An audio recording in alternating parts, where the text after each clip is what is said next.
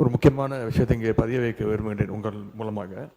நேற்று முன்தினம் அரசு அறிவிச்சிருக்கிறது, அனைத்து சட்டமன்ற உறுப்பினர்களுக்கும் புதிய வாகனம் இந்த அரசு வழங்குவதாக முடிவெடுத்து அறிவிச்சிருக்கிறீங்க.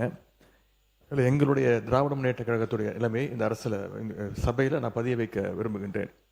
ஏற்கனவே தமிழ்நாடு அரசு கடும் நிதி நெருக்கடியில் இருப்பதாக மாண்புமிகு முதலமைச்சர் அவர்களே கூறி வருவதால் எங்களுடைய கழக தலைவர் மாண்புமிகு முன்னாள் முதலமைச்சர் திரு முத்துவேல் கருணாநிதி ஸ்டாலின் அவர்களின் அறிவுறுத்தலின் பேரில் திராவிட முன்னேற்ற கழகத்தைச் சேர்ந்த 59 சட்டமன்ற உறுப்பினர்கள் இவ்வாகனங்களை பெறுவதில்லை என்று முடிவெடுத்துள்ளோம்.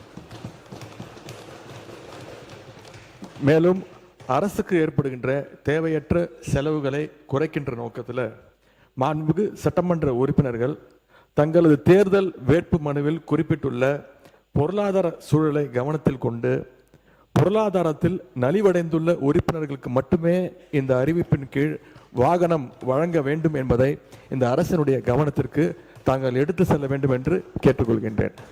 நாங்கள் கையொப்பமிட்டு இந்த கடிதத்தை உங்கள் மூலமாக அரசுக்கு கொடுத்துக்கிறோம்.